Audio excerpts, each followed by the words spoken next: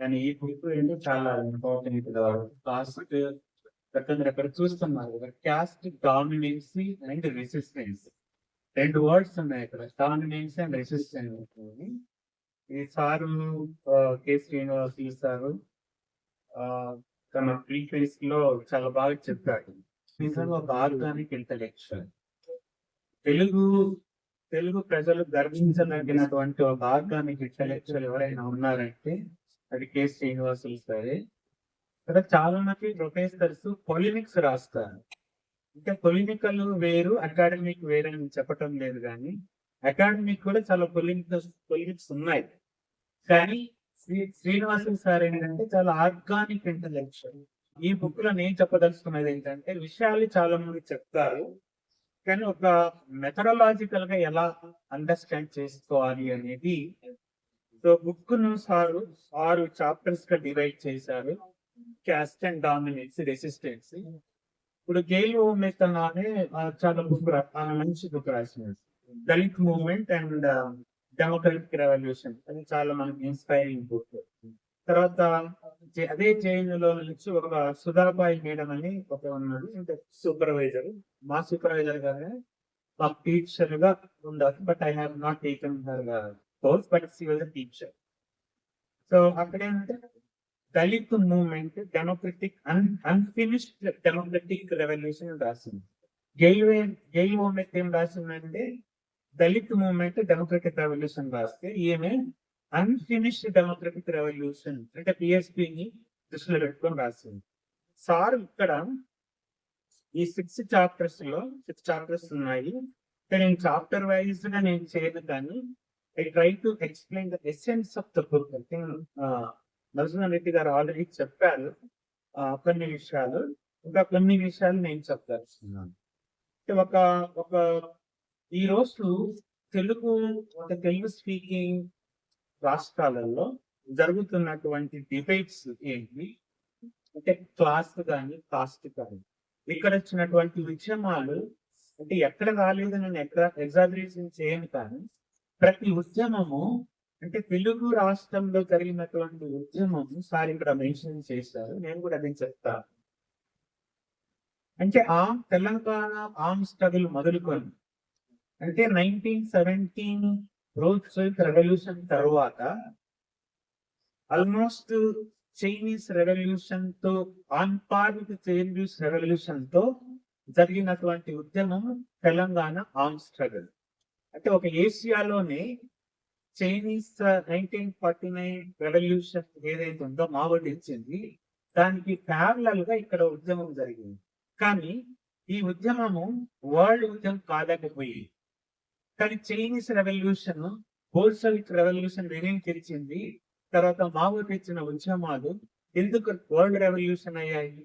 అదే పద్ధతిలో ఇక్కడ స్టార్ట్ అయినటువంటి ఆర్మ్ రెవల్యూషన్ ఎందుకు ఒక ప్రపంచ స్థాయి ఉద్యమం కాలేకపోయింది అనేది ఈ బుక్ చెప్తుంది. ఎందుకు కాలేదో వీల్చదు అంటే ఆ లెవెల్లో డిబేట్స్ జరిగాయి. మన వాళ్ళు లెనిన్ కలిశారు, మావోను కలిశారు, స్టాలిన్ కలిశారు. మరి ఉద్యమాలు ఎందుకు ప్రపంచ స్థాయిలో జరగవలసినటువంటి ఉద్యమ స్థాయి ఉన్నటువంటి తెలంగాణ, ఆంధ్రాలో ఆ ఉద్యమాలు జరిగినప్పుడు ఎందుకు ఈ తెలుగు స్పీకింగ్ స్టేట్స్ ప్రపంచ స్థాయి ఉద్యమాగా ఎందుకు ఎదగలేకపోయాయి అనేది చాలా పెద్ద క్వశ్చన్. నిజంగా చెప్పాలంటే దాన్ని సారు ఇక్కడ సార్ ఇప్పుడు ఒక ఆల్మోస్ట్ 10 వాల్యూమ్స్ వస్తున్నాయి. సార్ మాతో చెప్పిన ప్రకారం సార్ రాసిన బుక్స్ ఒక 10 బుక్స్ వస్తున్నాయి ఇప్పుడు. అంటే ఇది నేను నిజంగా ఐ ఫీల్ అషేమ్డ్. ఎందుకంటే నేను సార్ బుక్ను ఇంతవరకు చాలా రివ్యూస్ వచ్చాయి దీని మీద, ప్రపంచ స్థాయిలో కూడా చాలా రివ్యూస్ వచ్చాయి, మన తెలుగులో కొద్దిగానే వచ్చాయి. ఒక యూనివర్సిటీస్ లో ఒక సిరీస్ ఆఫ్ రివ్యూస్ పెట్టవలసినటువంటి బుక్ ఇది. మెథడాలజికల్ సార్ చెప్పారు, గ్రామ్సియన్ థాట్. ఇది నేను చెప్తా, కొంత నేపథ్యం చేసుకుని బుక్ లేక వెళ్ళాను. నేను సార్ని అడిగాను, మా డిపార్ట్మెంట్ లో పొలిటికల్ సైన్స్ డిపార్ట్మెంట్ లో సెంట్రల్ యూనివర్సిటీలో రివ్యూ పెట్టాలి అని అనుకున్నాము. అప్పుడు మాకేంటంటే ఈ బుక్ రిలీజ్ అయినప్పుడు మేము సమ్మర్ వెకేషన్స్ లో ఉన్నాము. ఇప్పుడు మొన్ననే మాకు రీఓపెన్ అయింది. సో ఈ మంత్ లో కానీ నెక్స్ట్ మంత్ లో ఆగస్ట్ లో యూనివర్సిటీ ఆఫ్ హైదరాబాద్ లో ఈ బుక్ రివ్యూ పెట్టాలనుకున్నాను. సో మేము ఈ బుక్ కంటే ముందే కొంచెం ముందే లక్ష్మీనారాయణ సార్ రాసిన బుక్ కూడా రిలీజ్ అయింది. అది కూడా ఆకార్ పబ్లికేషన్. అది కూడా కాస్ట్ క్లాస్ మీద one of the important book. ఇక్కడ ఉన్నటువంటి ఇద్దరు ఇంటలెక్చువల్స్ కూడా అదే ప్రాబ్లం ఏంటంటే వాళ్ళు పొలిమికల్ గా కాకుండా అంటే ఏదో టీవీలో కనపడాలి అక్కడ కనపడాలి కాదు, ట్రూలీ అకాడమిక్ ఒక ఒక గ్రామ్సియన్ సెన్స్ లాగే నేను యూజింగ్ ఒక ఆర్గానిక్ ఇంటలెక్చువల్ అంటే వాళ్ళ కాన్సెప్చువలైజేషన్ మెథడలాజికల్ గా ఎట్లా దాన్ని అర్థం చేసుకోవాలి అనేది. తెలుగు స్పీకింగ్ వాళ్ళు చాలా ఇంటలెక్చువల్స్ ఉన్నారు, మన అందరికి తెలుసు, వాళ్ళందరూ చాలా గొప్ప గొప్పగా రాశారు. కానీ శ్రీనివాసులు సార్కి ఉన్నటువంటి ఆ మెథడలాజికల్ రిగర్, అంటే తెలుగులో నాకు అర్థం తెలియదు, ఆ రిగర్ కానీ ఆ విగర్ కానీ నాకు అర్థం తెలియదు సార్, ఆ రిగర్ కానీ ఆ విగర్ కానీ సార్కి ఉన్నటువంటిది చాలా తక్కువగా ఉంది. అందుకనే వాళ్ళని నేను చాలా పొలిమిసైడ్ చేస్తారు ఇష్యూని. సార్ అట్లా కాకుండా మెథడలాజికల్ గా చాలా డీప్ గా అండర్స్టాండ్ చేసుకోవాలనేది ఈయన ఎందుకు అండర్స్టాండ్ చేసుకోవాలి అనేది ఏదో ఆయన మేధో సంపత్తిని కాదు, కానీ నేను చెప్పినట్టుగా ప్రపంచ స్థాయిలో జరిగినటువంటి ఉద్యమం ఎందుకు ఒక తెలంగాణకే పరిమితమైంది, ప్రపంచ స్థాయి ఉద్యమంగా ఎందుకు కాలేదు అనేది ఆయనకున్నటువంటి చాలా నిజమైన ఒక ఇంటలెక్చువల్ ట్రస్ట్ అంటారు కదా, అది ఆయనలో ఉంది. సరే, ఈ సారు కొన్ని చెప్పిన నేను దానికంటే ముందు 6 చాప్టర్స్ చెప్పాను కదా, 1960s లో అంటే 68 మనం చేసుకోవచ్చు, 63, 64 లో ఒక ఇన్సిడెంట్ జరిగింది అమెరికాలో. 1985 లో ఈ రోజు కారంచెడు జరిగిన ఇష్యూ కాబట్టి July 17th. So July 17th massacre July 17th జరిగింది. 15th, 16th జూలైలో కారంచెడులో, July 14th, 15th, 16th, 17th ఏం జరిగిందో మనకు తెలుసు, మాసకర్ జరిగింది. July 17th మాసకర్. కానీ దానికంటే 2-3 రోజులు ఏం జరిగింది అనేది చాలా ఇంపార్టెంట్. అది దానికంటే ముందు అక్కడ సువార్త మున్నంగి సువార్త మనకు తెలుసు, సార్ రాశారు. అది జూలై 17 మాసకర్ కారంచెడు. అలాగే అమెరికాలో ఒక 2 decades అంటే ఒక 20 ఏళ్ల క్రితం అమెరికాలో ఒక యంగ్ అమ్మాయి, అంటే మున్నంగి సువార్త ఎలా అయితే యంగో అలాగే అమెరికాలో ఒక బ్లాక్ అమ్మాయి, యంగ్ అమ్మాయి, ఆమె పేరు రోజా పార్కర్. ఆమె పేరు అగ్రికల్చర్ వర్కర్ కాదు, ఆమె ఇండస్ట్రియల్ వర్కర్, కానీ ఆమె బ్లాక్ ఉమెన్. ఇక్కడ మున్నంగి సువార్త ఒక మాదిగా ఉమెన్. అంటే ఈ బుక్ ఉన్నటువంటి గొప్పతనం చిన్న క్వశ్చన్స్ వస్తాయి, చాలా అబ్స్ట్రాక్ట్ లెవెల్లో. సార్ చెప్పారు మధుసూదన్ రెడ్డి గారు, మార్క్స్, అంబేద్కర్, గ్రామ్సీ, అంటే ఇక్కడ ఇది మెయిన్ ఉన్నటువంటి మార్క్స్, గ్రామ్సీ, అంబేద్కర్. వాళ్ళ వెనక ఇంకా మనకంటే బుద్ధ, పులే, పెరియార్. అంటే ఇతన్ని ఎట్లా అర్థం చేసుకోవాలి అంటే ఈ తెలుగు రాష్ట్రాల్లో జరుగుతున్నట్టు ఉద్యమాలు ఎంత గొప్పగా ఉన్నాయి, వాటికి ఎందుకు రికగ్నిషన్ రావటం లేదు అనేది సార్ బుక్ లో, లక్ష్మీనారాయణ సార్ బుక్ లో కాస్ట్ క్లాస్ విషయంలో చాలా వచ్చాయి విశేషం.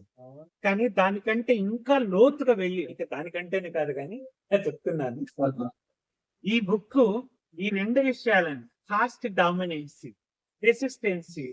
సో రెసిస్టెన్సీ అనేది ప్రొటెస్ట్ అని కూడా అనొచ్చు. ప్రొటెస్ట్ అనేది అది ఒక చాలా లిమిటెడ్ వర్డ్, కానీ రెసిస్టెన్స్ అన్నారు సార్. ఇక్కడ డామినెన్సీ గ్రామ్సీ చేశాడు హెజిమన్. ఇక్కడ సారు అదే లెవెల్లో హెజిమనీ అంటే మనకు కొంత అర్థం కాలేకపోవచ్చు, కానీ డామినెన్సీ, రెసిస్టెన్సీ ఈ 2 వర్డ్స్ చాలా ఇంపార్టెంట్ వర్డ్స్. అవి సార్ ఎలాబరేట్ చేశారు. సో నేను మిక్సప్ చేస్తున్నానని కాదు, కానీ రోజా పార్క్ అనే ఆమె ఇండస్ట్రియల్ వర్కర్, ఒక black woman, let me say that word. అది ఆమె మార్నింగ్ 9కి వెళ్ళి 5 గంటలకు ఒక ఇండస్ట్రీలో పని చేస్తూ వస్తున్నాయి. వచ్చి ఒక బస్ స్టాప్ లో ఉంటది. ఆ బస్ స్టాప్ లో ఉన్నప్పుడు బస్సు వచ్చి ఆగుతుంది, బస్సు ఎక్కుతుంది. బస్సు ఎక్కి కూర్చుంటది, ఒక సీట్ ఖాళీ ఉంటది, ఆ బస్సులో కూర్చుంటది ఆమె. అప్పుడు ఆమె ప్రెగ్నెంట్.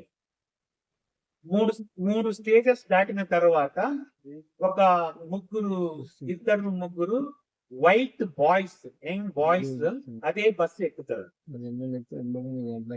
ఈమె అక్కడనే కూర్చుంటుంది, బ్లాక్ ఉమెన్. వాళ్ళు ఆమెకెళ్ళి ఇలాగే చాలా స్టేజింగ్ అంటే చాలా కోపంగా చూస్తారు. ఆమెకెళ్ళి ఆ రోజా పార్క్ చాలా కోపంగా చూస్తారు. ఎందుకు కోపం అవుతారంటే, ఇదేంటి ఒక బ్లాక్ ది, ఒక ఇండస్ట్రియల్ వర్కర్ బస్ ఎక్కి కూర్చున్నది, నేను వైట్ వాడిని, నేను చాలా డామినెంట్ వాడిని, నాకు ఈ సీట్ ఇవ్వాలి కదా, సీటు వెకేట్ చేయాలి కదా, నాకు ఈ సీట్ వెకేట్ చేయకుండా ఇది ఇలాగే కూర్చున్నది, ఎంత ధైర్యం ఏంటని వాళ్ళు ముందు కనుక్కొని 3-4 స్టేజ్లు దాటిన తర్వాత ఆ అమ్మాయిని చాలా ఫోర్స్ఫుల్ గా నువ్వు ఈ వెకేట్ చేయమని అడుగుతారు. ఆ అమ్మాయి ఒకటి, నేను ఎందుకు వెకేట్ చేయాలా ఈ సీట్ అంటే, నేను ఎందుకు ఈ సీటును వెకేట్ చేయాలి, నేను ప్రెగ్నెన్సీ లో ఉన్నాను, నేను మార్నింగ్ నుంచి ఇండస్ట్రీలో వర్క్ చేసి వస్తున్నాను, మీరు యంగ్స్టర్స్ కదా, కొంచెం సేపు నిలబడచ్చు కదా, ఏమవుతుంది అని ఆర్గ్యుమెంట్. అంటే చాలా ఫోర్స్ఫుల్ కాదు, కానీ చాలా సావధానంగానే ఆమె చెప్తూ, నేను ఎందుకు మీకు వెకేట్ చేయాలి ఈ సీట్ అని. అది మెయిన్ క్వశ్చన్. తర్వాత మనకి ఏం జరిగిందో తెలుసు. కొన్ని వందల మందిని వైట్స్ బ్లాక్స్ మెసకర్ చేశారు. వందల మందిని వైట్స్ బ్లాక్స్ మెసకర్ చేశారు. దాని తర్వాత బ్లాక్స్ వాళ్ళు వింటాను మెసకర్ చేశారు. దాని తర్వాత వచ్చినదే బ్లాక్ ప్యాంథర్ మూవ్మెంట్. ఇక్కడ రోజా పార్క్ చేసినటువంటి క్వశ్చనే మున్నంగి సువార్త 1985 జూలై 15th 16th అంతే, ఆ మధ్యలోనే జరిగింది. 17th మ్యాసకర్ జరిగింది. అంటే ఎందుకు దీన్ని చేస్తున్నానంటే, ఒక బ్లాక్ ప్యాంథర్ మూవ్మెంట్ కూడా వరల్డ్ వైడ్ గా దాన్ని తీసుకొని ఇక్కడ దళిత్ ప్యాంథర్ మూవ్మెంట్ వచ్చింది. అంటే నక్సల్బరీ మూవ్మెంట్ కంటే బ్లాక్ ప్యాంథర్, నక్సల్బరీ కాంటెంపరీగానే దళిత్ ప్యాంథర్ వచ్చింది. ఈ 2 తర్వాత కారం చెడు వచ్చింది. ఆనంద్ తెలుతుండే తన బుక్ లో కారం చెడు ఉద్యమాన్ని గురించి రాస్తూ, ఇది ఒక కారం చెడు అనేది ఒక నక్సల్బరీ. తర్వాత అదే లాంటి ఉద్యమము 2014 వచ్చినటువంటి తెలంగాణ ఫార్మేషన్ తర్వాత వచ్చినటువంటి ఫస్ట్ నక్సల్బరీ కానివ్వండి, కారం చెడు ఉద్యమం కానివ్వండి, అదే పాతపల్లి ఉద్యమం. ఇక్కడ ఒక బ్లాక్ ఉమెన్, యంగ్ ఉమెన్ ఏ క్వశ్చన్ అయితే రేజ్ చేసిందో, ఈ జూలై 15th 16th మున్నంగి సువార్త అదే ఒక క్వశ్చన్ రేజ్ చేసింది. ఏరా నీకు బుద్ధుందా, ఒక తాగే నీటిలో ఎవరైనా లేదని అడుగుతాడా, నీకు బుద్ధిందారా అని అన్నది. అదే క్వశ్చన్.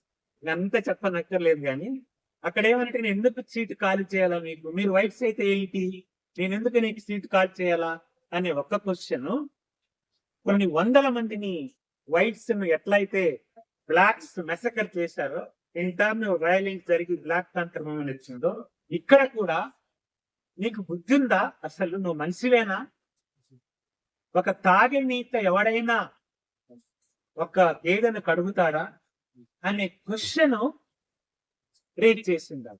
ఆ రేట్ చేసి నీకు బుద్ధి ఉందా, తాగే నీటిలో పప్పులోని ఎలా కడుగుతావు అనే క్వశ్చన్, రోజా పార్క్ చేసిన question, there is a similarity, చాలా సిమిలర్.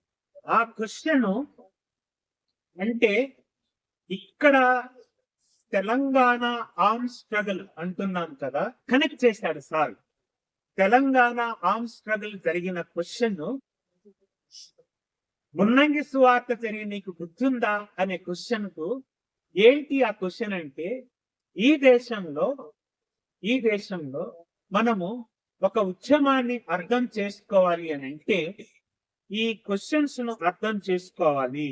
మున్నంగి సువార్త లేపినటువంటి క్వశ్చన్ అది చాలా మందికి ఏముంది, అది చిన్న క్వశ్చనే కాదు, కానీ మెథడాలజికల్ గా ఫిలసాఫికల్ గా ఎట్లా దీన్ని అర్థం చేసుకోవచ్చు అనేది జస్ట్ నేను ఒకసారి 3 విషయాలు ఇక్కడ చెప్పారు.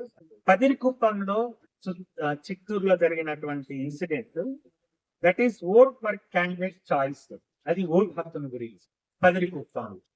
తర్వాత Karamchedu, questioning by Dalit women, పదిరికుప్పంలో ఒకటి, కారంచేడులో Dalit women. Ekamma polluted the pond in Dalit wada, అదే చెప్పాను. నీరుకొండలో desire for Dalit carry out marriage procession, నీరుకొండలో. తరువాత సింహసముద్రంలో ప్రకాశం డిస్ట్రిక్ట్ లో ఎంటైటిల్మెంట్ ఆఫ్ ల్యాండ్. తర్వాత చుండూరులో అది వేరే, ఒక దళిత అబ్బాయి ఒక టికెట్, సినిమా టికెట్ ను క్లాస్, అంటే దళితులు టికెట్ ఎక్కడ కొనుక్కోవాలి, నేల టికెట్ కొనాలి, కానీ చైన్ టికెట్ కొనకూడదు కదా. సో ఈ 4ను ఆయన సింథసైజ్ చేస్తూ శ్రీనివాసులు సారు, అంటే పదిరికుప్పంలో ఎలాంటి క్వశ్చన్ వచ్చాయి, కారంచెడులో ఎలాంటి క్వశ్చన్స్ వచ్చాయి, సింహసముద్రం, తర్వాత చుండూరులో, అంటే 4-5 ఇన్సిడెంట్స్ లో ఈ ఇన్సిడెంట్స్ అన్నిటిని ఎట్లా ఫిలాసఫికల్ గా మెథడాలజికల్ గా, అంటే ఇంకా ముఖ్యంగా చెప్పాలంటే కుల వర్గ సమస్యలు ఎలా అర్థం చేసుకోవాలి, కులము వర్గం, అది crux of this I think this book. కులాన్ని వర్గాన్ని, అంటే ఆర్మ్ స్ట్రగుల్ అది ఒకటి, తెలంగాణ ఆర్మ్ స్ట్రగుల్, వర్గం చాలా మంది కులాలు ఉన్నాయి సార్ తీసేస్తారు.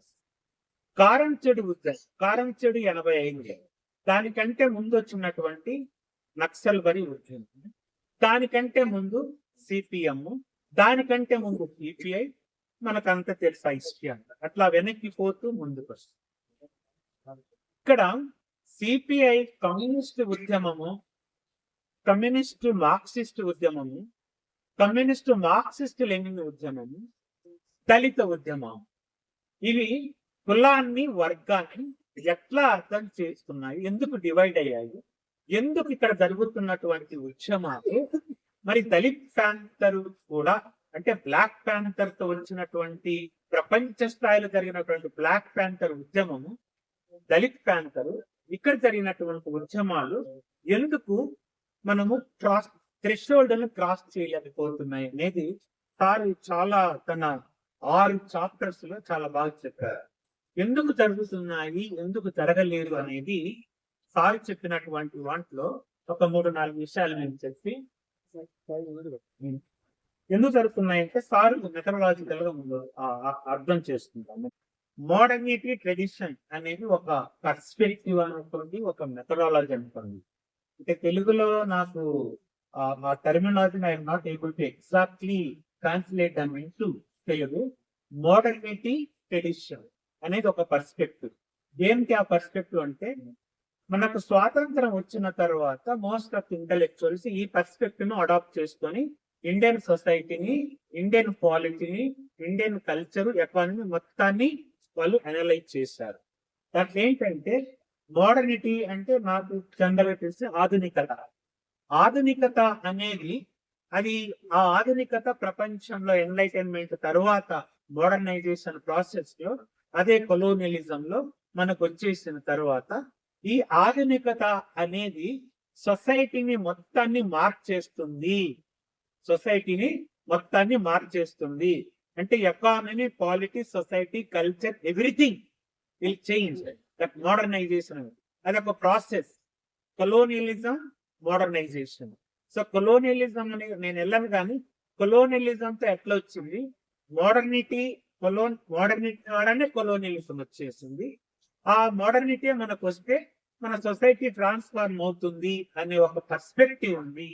ఆధునికత అనేది మన సొసైటీని మారుస్తుంది అనేది ఒకటైతే, కానీ ఆ మోడర్నైజేషన్ ప్రాసెస్ లో తెచ్చినటువంటి ఇంటలెక్చువల్స్ కు సార్ ఏమంటారంటే there is an inadequacy in that model.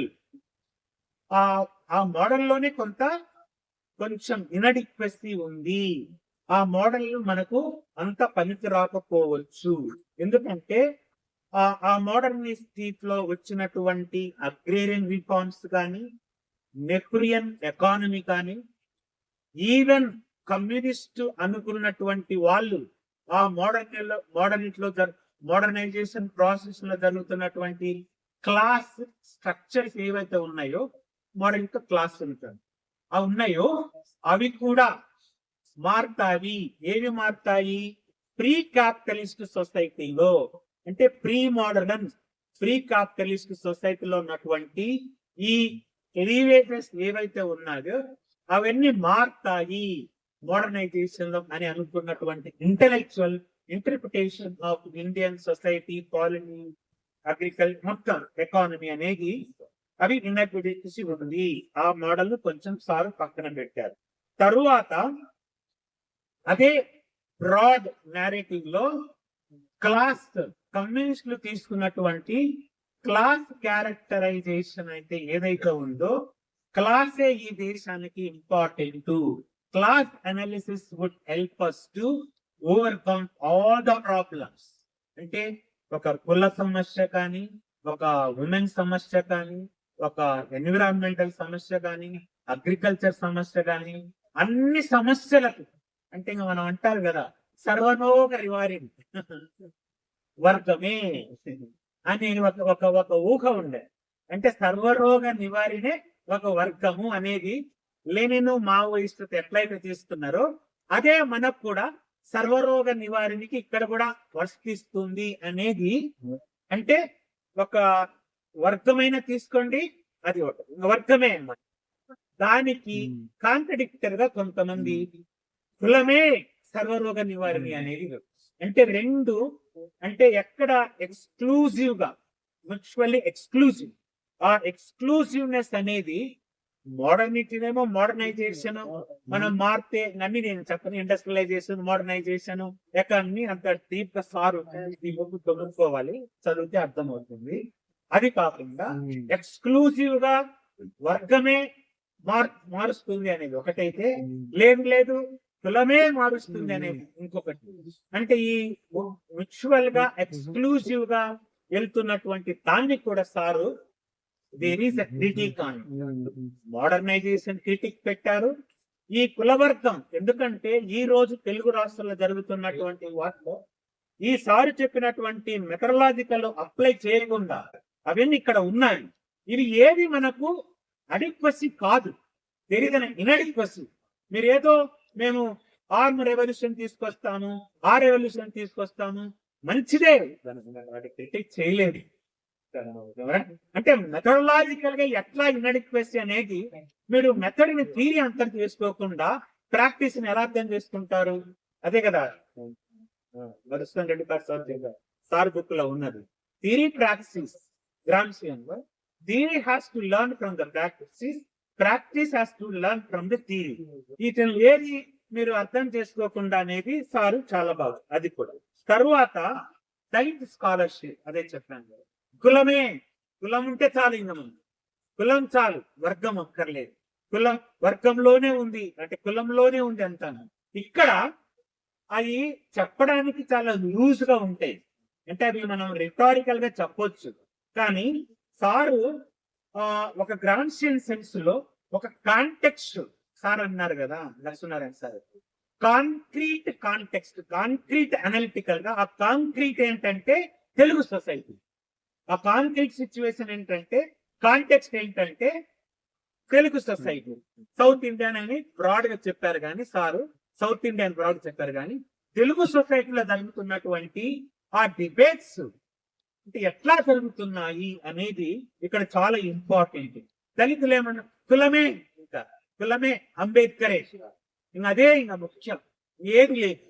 వాళ్ళు వర్గమే అంటే ఇది కాదు కొంత అర్థం చేసుకోండి మీరు అనేది సార్కు వాళ్ళను కొంచెం చెప్తూ, ఆ మోడర్నిటీని, కులాన్ని, వర్గాన్ని మీకు ఉన్నాయి, కొంచెం ఆలోచించండి, టీ కాఫీలు తీసుకోండి, కొంత ఆలోచించండి, ఎట్లా పోతే మనం బాగుంటుంది అనేది సార్ చాలా చక్కగా చెప్తూ ఇక్కడ ఏమంటాడంటే ఆయన వాటి రెండింటిని తీసుకొని కొంత షార్ప్ గా అనలైజ్ చేస్తూ గ్రామ్సీ చెప్పినటువంటి Marxist method, Gramscian way of understanding ఇక్కడ చాలా మనకు అవసరమేమో, గ్రామ్సీ మనకు అవసరమేమో. War of position, war of manoeuvre, war of position, war of manoeuvre, ఇవి మనకు అంటే సిఎల్సిని గురించి చాలా బాగా చెప్పారు. అంటే ఫ్యాక్ట్ ఫైండింగ్ ఎట్లా ఇక్కడ జరిగాయి నిర్వహిస్తారు. బాలగోపాల్ సార్ కూడా ఆ man over, war of position, war of man over, ఈ రెండు అంటే ఆ ఫిలాసఫికల్ కాన్సెప్ట్స్ ను శ్రీనివాసులు సారు చాలా లూసిడ్ గా, చాలా అర్థమయ్యే వాళ్ళలాగా, తెలుగు ప్రజలు చాలా పోరాటాలు చేస్తున్నారు మీరు, కానీ అసలు ఏదో అంటారు కదా, అంటారు కదా, మీరు గ్రౌండ్ లెవెల్లో అర్థం చేసుకోకుండా మీరు సాంగ్ చేస్తున్నారు, ఫైటింగ్ చేస్తున్నారు, అలా కాదని Gramsci, Antonio Gramsci Italian Marxist theorist, ఆయన వర్క్ మనం ఇక్కడ స్కాలర్లీగా ఎట్లా గ్రౌండ్ తీసుకొచ్చాడు అనేది చాలా, అంటే సారు ఆ హెజిమోనిక్ అనేది గ్రామ్సీ అప్రీచ్ చేస్తే, ఇక్కడ సారు డామినెన్సీ అనేది మన అర్థం కోసం చాలా చాలా, ఎందుకంటే ఇది pre capitalist, pre modern, capitalist modern, capitalist society, capitalism ఇండియాకి వచ్చేసింది, తర్వాత క్యాపిటలిస్ట్ సొసైటీ చాలా ముందుకెళ్ళిపోయి ఇంకా గ్లోబలైజేషన్, ప్రైవేటైజేషన్ జరుగుతా ఉంది. ఈ డిబేట్స్ అన్ని అర్థం చేసుకోవాలి అని అంటే క్రక్స్ ఆఫ్ ది డిబేట్స్ ఇక్కడ ఉన్నాయి ఇంటలెక్చువల్ గా. ఆ ఇంటలెక్చువల్ డిబేట్ మీరు అర్థం చేసుకోకుండా Gramsci concept of passive revolution చెప్పినట్టుగా, అంటే గ్రామ్సీ ఇండియాలో జరుగుతున్నటువంటి స్వాతంత్ర ఉద్యమాన్ని అర్థం చేసుకుంటూ Gramsci he wrote in his prisons note book, ఇండియాలో జరుగుతున్నటువంటి స్వాతంత్ర ఉద్యమము ఇది ప్యాసివ్ రెవల్యూషన్ అని ఆయన తన ప్రిజన్స్ నోట్ బుక్ లో రాసుకున్నాడు గ్రామ్సీ, అది ప్యాసివ్ రెవల్యూషన్. మరి గ్రామ్సీ అంబేద్కర్ కలవలేదా? ఎందుకు కలవలేదు అంటే గ్రామ్సీ రాసినటువంటి వర్క్స్ అంబేద్కర్ కు దొరకలేదా? అంబేద్కర్ అప్పుడే 1936 లో 30s లో రాసినటువంటి అనిహిలేషన్ ఆఫ్ కాస్ట్ గ్రామ్సీకి దొరకలేదా అని వేరే క్వశ్చన్స్, అవి పిల్ల క్వశ్చన్స్ అనుకోండి, పెద్ద క్వశ్చన్స్ అనుకోండి, మనకు అర్థం లేదు, అవి ఏ యూనివర్సిటీలో డిబేట్ చేయలేదు. కానీ సెంట్రల్ యూనివర్సిటీస్ అనుకున్నటువంటి జేఎన్యూలో కానీ, యూనివర్సిటీ ఆఫ్ హైదరాబాద్ లో కానీ ఎక్కడ జరిగినటువంటి ఒక డిబేట్ ఉస్మానియా యూనివర్సిటీలో, ఆ ఉస్మానియా యూనివర్సిటీలో పులే పెట్టినటువంటి సత్యశోధక్ ఆర్గనైజేషన్ లో సారులు డిబేట్ చేశారు. సత్యశోధక్ ఆర్గనైజేషన్ అని పెట్టి దాంట్లో ఈ విషయాలను అక్కడ డిబేట్ చేశారు. అది చాలా ఇంపార్టెంట్ ఉస్మానియా యూనివర్సిటీలో పెట్టిన. అందుకని సార్ చాలా క్లియర్, చాలా ఓపెన్ గా చెప్తున్నారు. నేను జైలులో చదువుకున్నాను, ఎట్లా దాన్ని ఇన్స్పైర్ అయ్యానని సార్ చెప్పుకుంటూనే వీటన్నిటిని మనం చెప్తూ ఈ Gramsci concept of passive revolution లో ఆయన ఏమంటాడంటే, సార్ ఇద్దరు చెప్పినట్టుగా అక్కడ ఏముంది, one should go beyond economic determinism. ఈ ఎక్స్ట్రీమ్స్ ఫార్మ్స్ ఉన్నాయి ఏవైతే ఉన్నాయో ఆ ఎక్స్ట్రీమ్స్ ఫార్మ్స్ ను గ్రామ్సీ వదిలేసి బియాండ్ ఎకనామీ, అదే ప్రాబ్లం. ఇక్కడ ఉన్నటువంటి ప్రాబ్లం ఏంటంటే ఐ డోంట్ నో తెలుగు రాష్ట్రాలైనటువంటి ఇంటలెక్చువల్స్, ఏ ఇంటలెక్చువల్స్ కూడా నన్ను తిట్టుకోదు, ఏ ఇంటలెక్చువల్స్ కూడా ఇంత మైన్యూట్ గా వెళ్ళి మనకు కులవర్గం, అందుకని ఆయన ఒక అంటే మనకు ఉన్నటువంటి ఇంటలెక్చువల్స్ హయ్యర్ కాస్ట్ వాళ్ళు ఉన్నారు, I'm using cost, sir use చేశారు బ్రాహ్మణిజం అవి సరే. కానీ ఒక ఆర్గానిక్ ఇంటలెక్చువల్స్ గా చాలా సీరియస్ డిబేట్ సార్ ఇక్కడ రీచ్ చేశారు బియాండ్ ఎకనామిక్ డిటర్మినిజం. అందుకని ఇక్కడ ఏమంటాడంటే సార్ వాళ్ళు ఏమన్నారు, స్ట్రక్చర్ సూపర్ స్ట్రక్చర్. స్ట్రక్చర్ అంటే ఎకానమీ, సూపర్ స్ట్రక్చర్ అంటే స్టేట్ పాలిటీ. ఈ స్ట్రక్చర్ లో జరుగుతున్నటువంటి వాటిని మార్క్సిస్టులు కొన్ని వేరే కాదు, కొన్ని లక్షల బుక్స్ రాశారు, లక్షల బుక్స్, కొన్ని మిలియన్స్ ఆఫ్ బుక్స్ ఉన్నాయి ఈరోజు. కానీ స్ట్రక్చర్ లో జరుగుతున్న డైనామిజం అదే కాస్ట్ క్లాస్ బుక్ మన లక్ష్మీనారాయణ సార్ పుస్తకం. స్ట్రక్చర్ లో జరుగుతున్నటువంటి మొత్తం డిబేట్ ను కొన్ని వేల లక్షల బుక్స్ ఉన్నాయి ఈరోజు. కానీ సూపర్ స్ట్రక్చర్ లో ఏం జరుగుతుంది, స్ట్రక్చర్ సూపర్ స్ట్రక్చర్ కు ఏమైనా సంబంధం ఉందా లేదా అనేది 1930s లో Italian Marxist Gramsci first start చేశారు. దాని మీద వచ్చిన డిబేట్ ఐ థింక్ మన తెలుగు సొసైటీ చాలా లేట్ గా అర్థం చేసుకుంది. దాంట్లో ఆ అర్థం చేసుకోలేకపోవడానికి కారణం ఐ థింక్ మళ్ళీ ఒక జనరేషన్ ఆఫ్ స్కాలర్స్ వచ్చిన తరువాత, ఆర్గానిక్ స్కాలర్స్ యూనివర్సిటీస్ లో ఎంటర్ అయిన తరువాత ఈ ప్యాసివ్ రెవల్యూషన్ అంటే ఏంటి, ఈ స్ట్రక్చర్ సూపర్ స్ట్రక్చర్ అంటే ఏంటి, ఈ కులవర్గం అంటే ఏంటి, అసలు ఈ సొసైటీని ఎలా మార్చాలి అని ఒక పులే, పెరియార్, అంబేద్కర్ దాని విషయాన్ని ఎట్లా తీసుకో మరుగున పడ్డాయి అనేటివి చాలా చక్కగా వర్ణన. Gramscian lens Dalit question is important. ఇది ఎవరు చెప్పలేదు. నాకు తెలిసి తెలుగు రాష్ట్రాలలో ఉన్నటువంటి ఏ ఇంటలెక్చువల్ ఇంత లోతుగా చెప్పిండొచ్చేమో నాకు తెలియదు. కానీ ఈ బుక్ లో గ్రామ్సీ చెప్పినటువంటి స్ట్రక్చర్ సూపర్ స్ట్రక్చర్ ఎట్లా అర్థం చేసుకోవాలనేటువంటి ఒక దళిత్ క్వశ్చన్ ను తీసుకొని, ఒక దళిత్ క్వశ్చన్ ను తీసుకొని ఇంత గొప్పగా చెప్పడం అంటే, కాంటెక్స్ట్ చెప్పాను కదా, పదిరికుప్పంలో, కారంచెడులో, చుండూరులో ఎట్లా జరిగాయి అనేది కాంటెక్చువలైజ్ చేసుకోవటం అనేది గ్రామ్సీ చెప్పినది చాలా నీట్ గా, చాలా లోతుగా చెప్పటం అనేది క్యాస్ట్ క్వశ్చన్ బ్రాడ్లీ ఒక కాంప్లెక్స్ క్వశ్చన్ గా చేయటం. ఆ కులం ఏముంది, కులం సారలు అన్నారు, ఇది కుల గుంపు.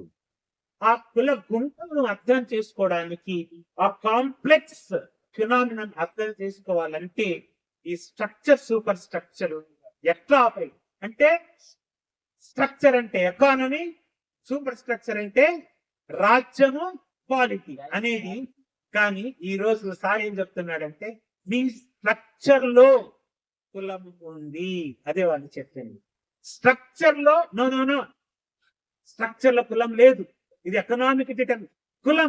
కులం అంటే ఏంటి, కల్చర్, రిలీజన్, ఏదో రిలీజియస్ కి వచ్చింది ఇది. Puritan pollution, cultural question marks ప్రకారం ఎక్కడ ఉండాలి, సూపర్ స్ట్రక్చర్ లో ఉండాలి. నువ్వు ఎందుకు స్ట్రక్చర్ లో తెస్తావు? ఐ థింక్ ఇక్కడే మనకు ఒక మెథడాలజీ దొరికింది, అదే గ్రామ్సియన్ మెథడ్ అని చెప్తూ, Gramscian framework is a more explicit in engaging the caste question. అక్కడ గ్రామ్సీ చెప్పిన దాన్ని ఇండియన్ ఇంటలెక్చువల్స్ లో అప్పటికి కూడా, అంటే గ్రామ్సీ 30s 40s లో చెప్పినటువంటిది ఈ ప్యాసివ్ రెవల్యూషన్ అనేది కొంతవరకు చేసి లేట్ 80s లో, మిడ్ 80s లో సార్ చెప్పారు. రణజిత్ గుఫా సోషల్ ఆంథ్రోపాలజిస్ట్, ఆయన అంటే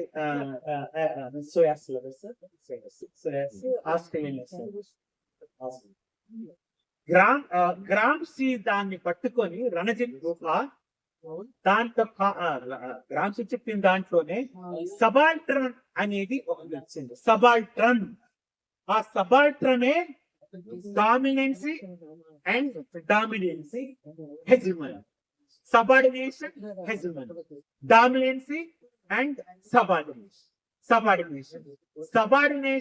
డామినెన్స్ కి ఏంటి, రెసిస్టెన్స్ అన్నారు కదా సార్, అదే సబార్డినేషన్.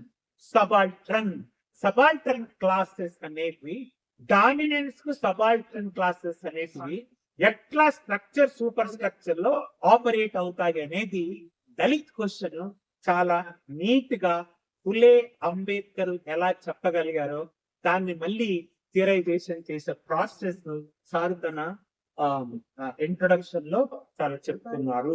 అది కొన్ని విషయాలు చెప్తారు.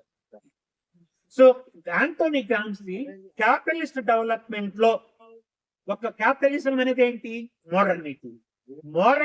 మోడర్నైజేషన్ జరుగుతున్నటువంటి డెవలప్మెంట్ లో మొత్తం కాంటెక్స్ట్ వస్తాడు. నెక్స్ట్ ఆ డ్యామ్స్ కట్టించి అగ్రికల్చర్ చేస్తే సరిపోతుంది కదా, మోడర్నైజేషన్ సరిపోతుంది కదా.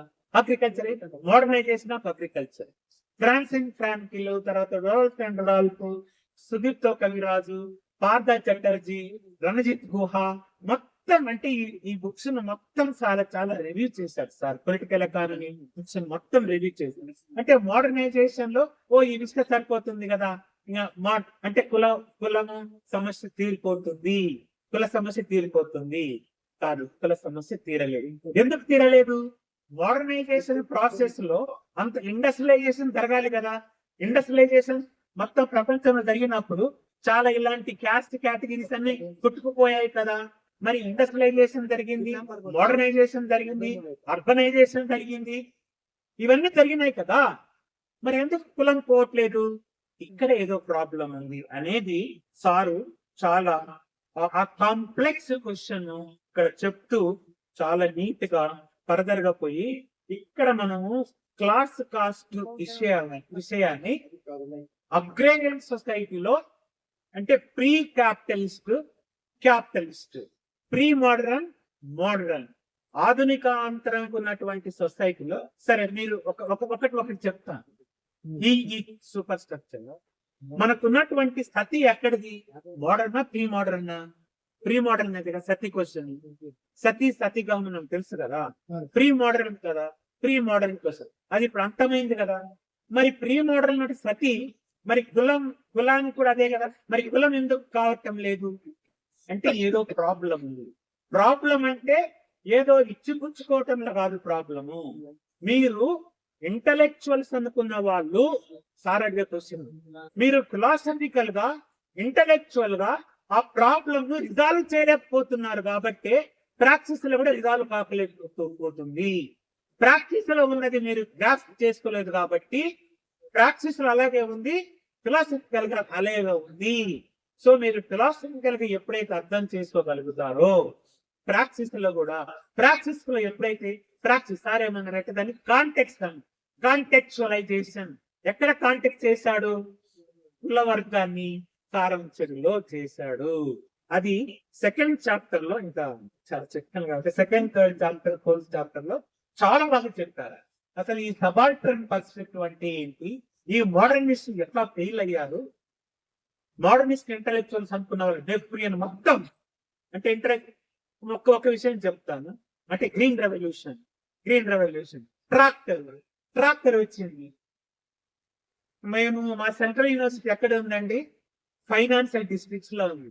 ఫైనాన్షియల్ డిస్ట్రిక్ట్స్ అంటే ఈ రోజు ప్రపంచంలో అదొక అంటే గచ్చిబౌలి అనేది చాలా, గచ్చిబౌలిలో నేను 2000 లో జాయిన్ అయినప్పుడు గచ్చిబౌలిలో ఒక 20 కిలోమీటర్లు ముందుకెళ్తే 20 కిలోమీటర్లు ఒక పటాన్ చెరువు లాంటి అక్కడ వెళ్ళిపోతే ఏ క్యాపిటలిజం ఉంది అక్కడ? క్యాపిటలిజం ఉందా? ట్రాక్టర్ ఉందా? ట్రాక్టర్ లేదు కదా. ఎట్లా కల్టివేట్ చేసేవాళ్ళు? ఎద్దులతో గేదెలతో కల్టివేట్ చేసేవారు. మరి ఎద్దులతో గేదెలతో కల్టివేట్ చేసేది ఏ mode of production? Capitalist mode of ప్రొడక్షనా? ప్రీ క్యాపిటలిస్ట్ మోడ్ ఆఫ్ ప్రొడక్షనే కదా అది. మరి దాన్ని మీరు ఎట్లా కాన్సెప్చువలైజ్ చేసుకున్నారు?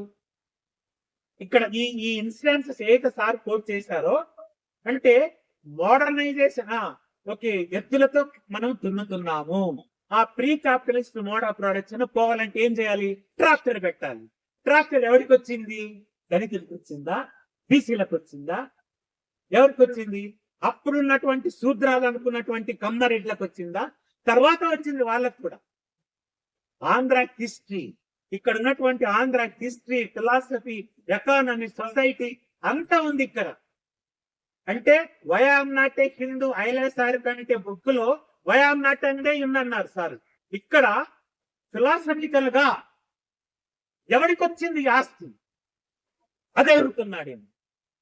ఎవరికి వచ్చింది ఈ ఆస్తి? కమ్మారెడ్లు నేను ఆంధ్ర హిస్టరీ జరుగుతున్నప్పుడు రాజులు అనుకున్న వాళ్ళు ఈరోజు మేము రాజులము గీజులమైన ఉన్నారు కదా. కొబ్బరి తోటలు, తర్వాత వరి భూములు అమ్ముకొని ఒక 100 ఎకరాల కొబ్బరి తోట ఉంటే ఎంత ఇచ్చండి వాడు. కొబ్బరి తోటలు, వరి అన్ని చేస్తున్నారు రాజులు. మేము రాజులు ఫస్ట్ వరల్డ్ వార్ లో బ్రిటిష్ ఆర్మీ కావాలంటే మీ రాజులను బ్రిటిష్ ఆర్మీలోకి తీసుకొని అన్నాడు బ్రిటిష్ వాడు. అప్పటికే మహాసన్ తీసుకున్నారు బ్రిటిష్ వారు.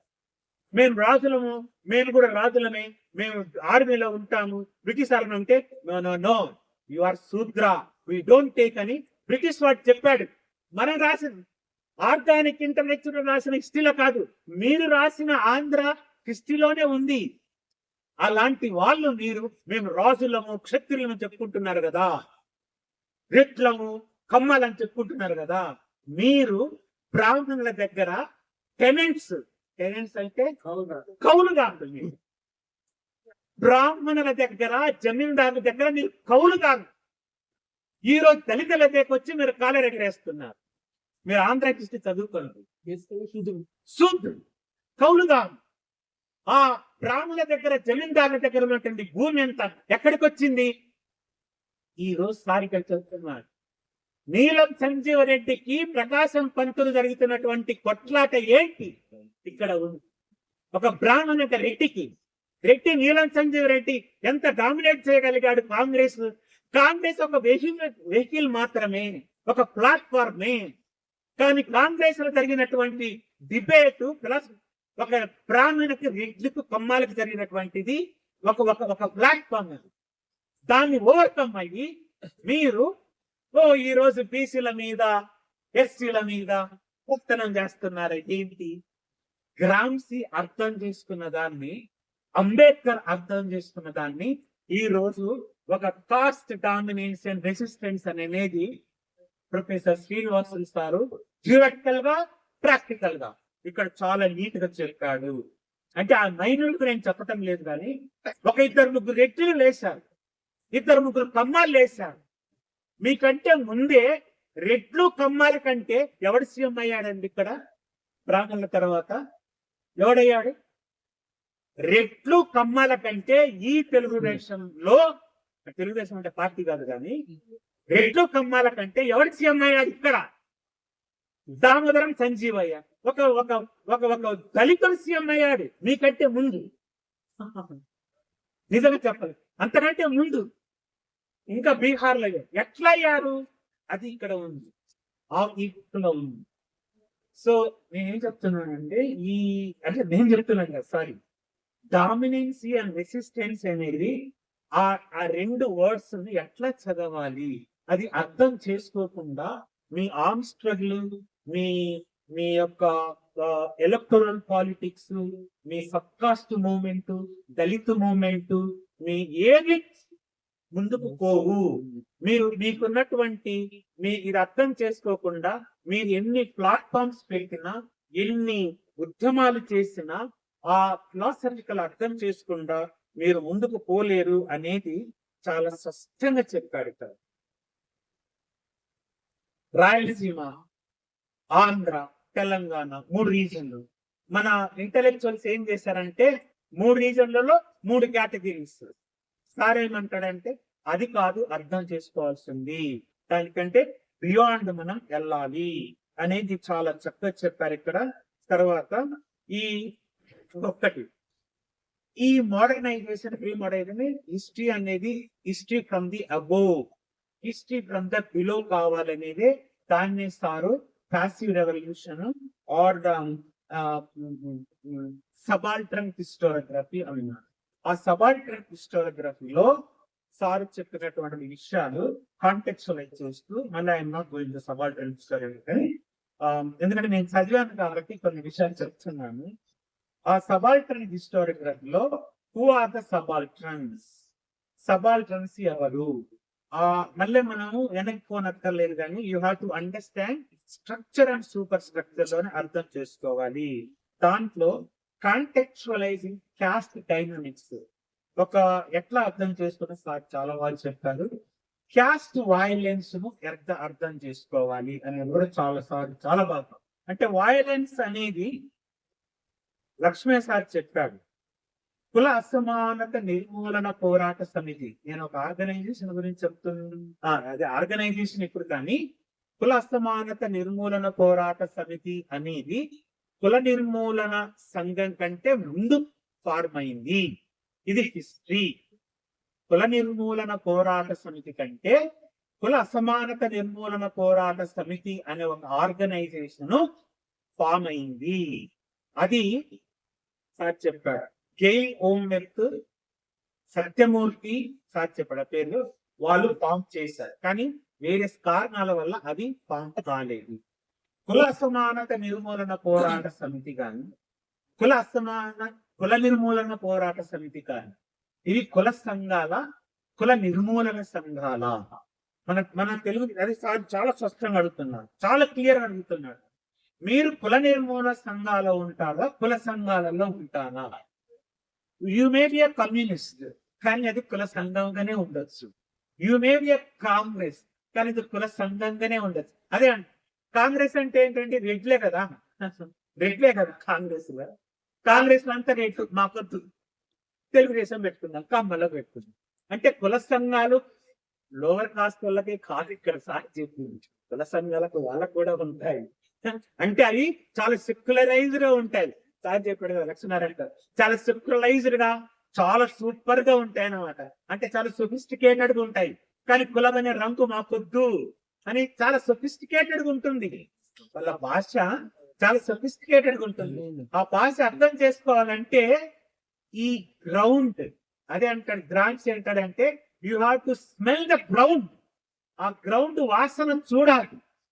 యాజ్ ఆర్గానిక్ ఇంటలెక్చువల్ గా శ్రీనివాసులు సారు ఆ వాసన గుర్తుపట్టాడు, ఆ వాసన తీసుకొచ్చాడు ఇక్కడ. అందుకనే కాస్ట్ వయలెన్స్ అంటే ఇది కులము ఏదో సార్ ఆనర్ కిల్లింగ్ కాదండి, చాలా ఫిలాసఫీ. అందుకనే సార్ ఇక్కడ ఒక entire chapter caste dominance and cost violence అనే దాంట్లో ఒక ఎంటైర్ చాప్టర్ ఆల్మోస్ట్ ఒక 40-50 పేజెస్ ఆయన రాస్తాడు. దాన్ని అర్థం చేసుకుని అంటే ఎక్కడి నుంచి మళ్ళీ నేను ఎందుకంటే చెప్తాను. గ్రీన్ రెవల్యూషన్ తో స్టార్ట్ అయినటువంటి గ్రీన్ రెవల్యూషన్ అంటే అది హరిత విప్లవం. హరిత విప్లవం ఎందుకు ఎర్ర విప్లవం అయింది, రెడ్ రెవల్యూషన్ అయింది? ఇక్కడ ఉండదు. హరిత విప్లవం అనేది ఎందుకు రెడ్ రెవల్యూషన్ అయింది? ఆంధ్రాలో, బీహార్ లో, పంజాబ్ లో, తమిళనాడులో, మహారాష్ట్రలో ఎక్కడెక్కడైతే గ్రీన్ రెవల్యూషన్ పెట్టారో, గ్రీన్ రెవల్యూషన్ ఎవరికి ప్రాఫిట్ అయింది, ఎవరికి కాలేదు? అగ్రేరియన్ రిలేషన్స్ అంటే నేను చెప్పడం చాలా చక్కగా వర్ణించారు సారు. మీరు చాలా డెప్త్ గా అండర్స్టాండింగ్ ఉంటేనే తప్ప ఈ బుక్ ను మనం చాలా అర్థం చేసుకోవడానికి మనం ఇదేదో మాలమాదిగలదే కాదు ఇక్కడ. రెసిస్టెంట్ మాలమాదిగల ఐడెంటిటీ కాదు ఇక్కడ, చాలా లోతుగా ఉంది. మాలమాదిగల ఐడెంటిటీ సబ్కాస్ట్ ఒక విషయమే ఇక్కడ. కానీ దాని ఫిలాసఫికల్ గా అర్థం చేసుకోనంత వరకు మన మనుషులు సార్ చెప్పినట్టుగా ఏదో మనము ఒక కుల నిర్మూలనతో స్టార్ట్ అయ్యి కాషాయిగా కలిసిపోవటం కాదు, అట్లా కాదు. దాన్ని బ్రేక్ చేయటానికే శ్రీనివాసులు సారు ఈ బుక్ ను అర్థం చేసుకోవాలని చాలా చక్కగా చెప్పాడు. నేను అంటే బెల్చి నుంచి స్టార్ట్ చేసుకొని వారంచని వరకు బెల్చి కీల్వేన్మన్లో ఏం జరిగిందో మనకు తెలుసు. సార్ చెప్తాడు 40 మందిని దళితులను పట్టపగలు ఒక ఇట్లాంటి రెవల్యూషన్ అది 1968 లో వచ్చింది. ఈ రోజు ఒక మున్నంగి